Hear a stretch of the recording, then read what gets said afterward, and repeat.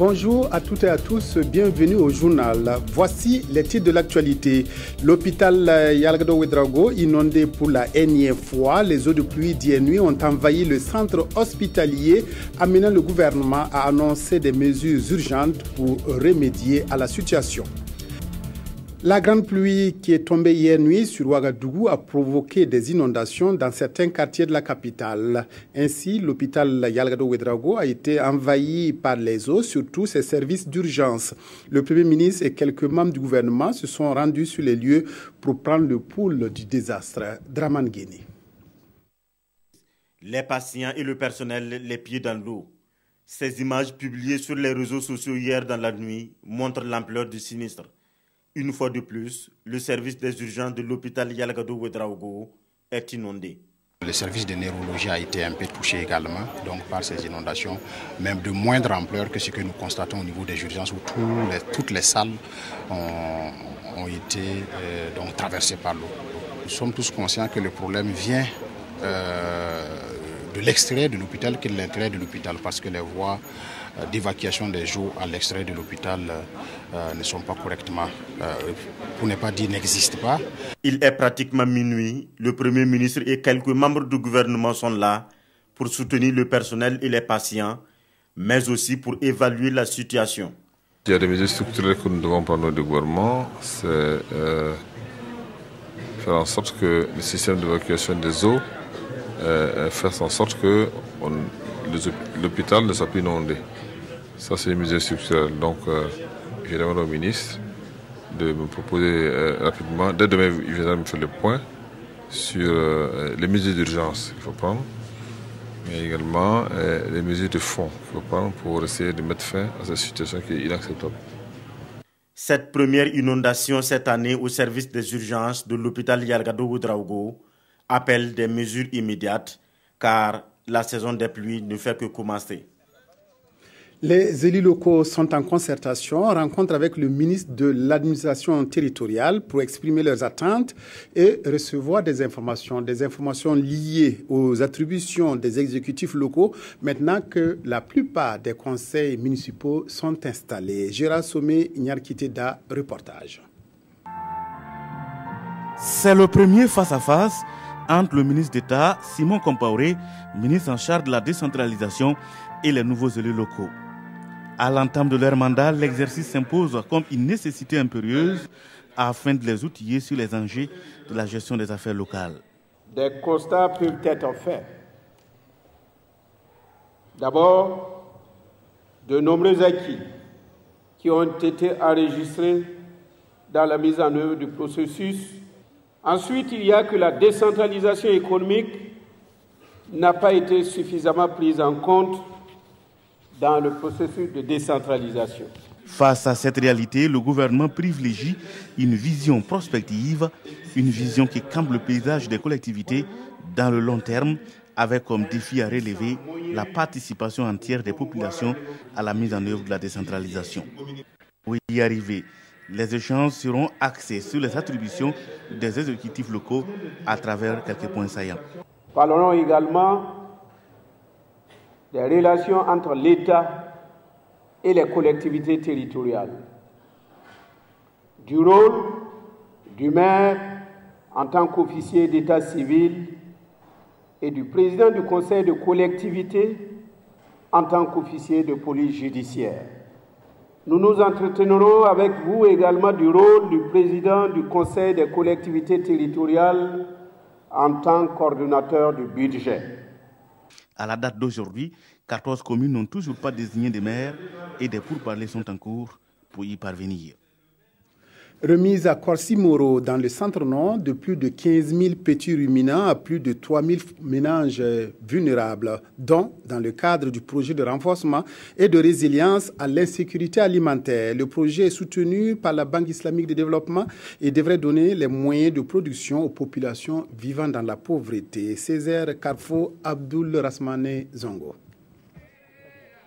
Ce n'est pas un troupeau de petits animaux ayant miraculeusement survécu à la récente fête du Ramadan, détrompez-vous, mais plutôt des noyaux de reproducteurs de petits ruminants destinés à booster les moyens de subsistance et le capital productif de plus de 3300 familles pauvres. On peut accompagner des populations vulnérables avec des animaux pour l'élevage et faire en sorte que pour la résilience, on puisse trouver une solution appropriée qui permette à s'en sortir.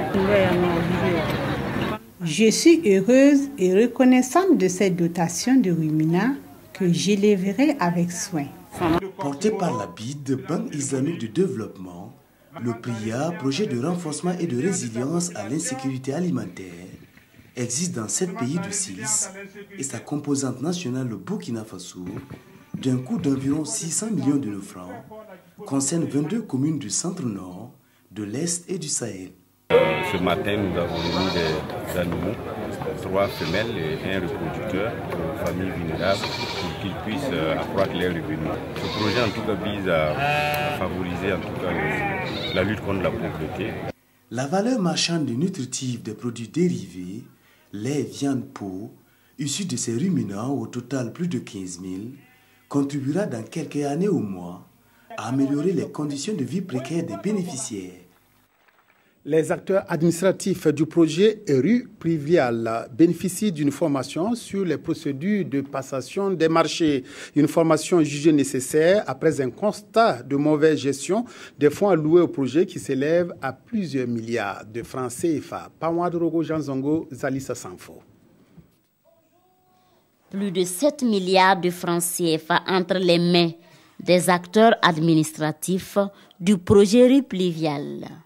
Gérer ces fonds de façon efficiente et transparente n'est pas toujours évident. Ainsi donc, on observe ça et là, des manquements. C'est une formation qui vient suite à l'audit fait par l'inspection générale des finances au niveau du projet. Et il est ressorti en fait de cet audit-là que, bon, généralement de façon, au niveau de la gestion interne était bien faite, mais les procédures de passation de marché, les dépenses publiques n'étaient pas totalement maîtrisées par nos principaux partenaires. C'est autour du thème de la gestion des dépenses publiques et de la production des pièces justificatives que ces acteurs vont être formés pour ne plus commettre ces mêmes erreurs. Toutes choses qui devraient rassurer les partenaires techniques et financiers, surtout la Chine, Taïwan, principal bailleur de fonds et qui attend plus de résultats de ce projet. En guise d'encouragement, pour cette initiative qu'elle juge louable, elle a remis du matériel informatique aux différentes représentations du projet. Le management au service des responsables du ministère de l'Environnement. Les directeurs généraux, régionaux et centraux du département sont réunis à Koudougou dans le Boulkemdé. Une formation destinée à utiliser les pratiques de management pour améliorer les performances de leur direction s'y déroule. Nongba Kouda, Adama Koulibaly.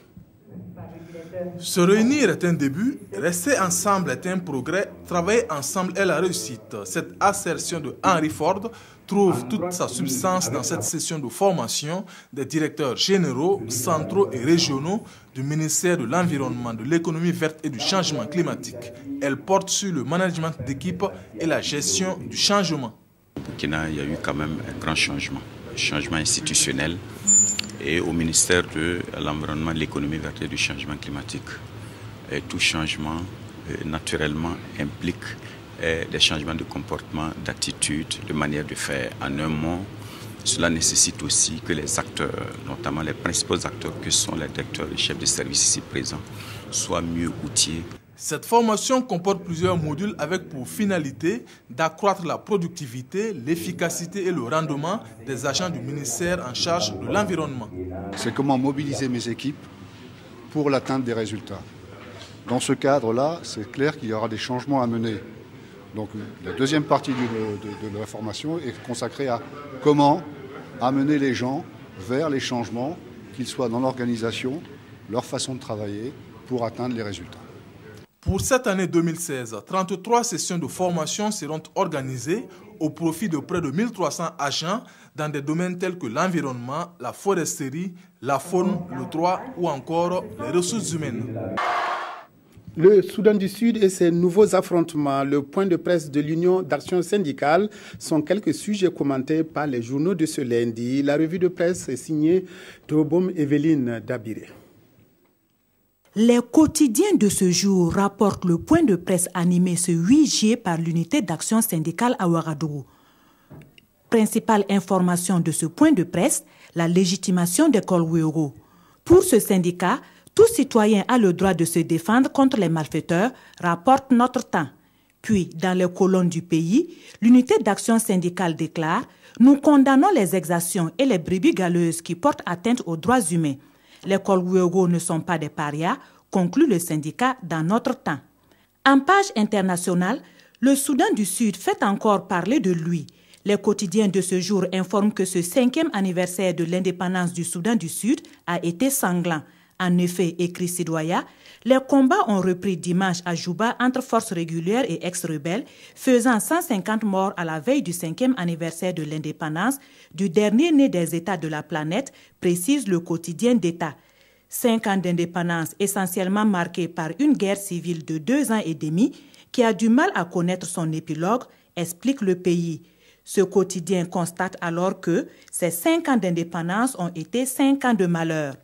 Avec cet anniversaire sanglant, c'est reparti une nouvelle fois pour une crise. Et jusqu'où, interroge l'observateur Palga qui conclut « Il y a de quoi craindre pour l'avenir malgré les pressions de la communauté internationale ». Fin du journal. Merci de votre aimable attention. Excellent après-midi à toutes et à tous.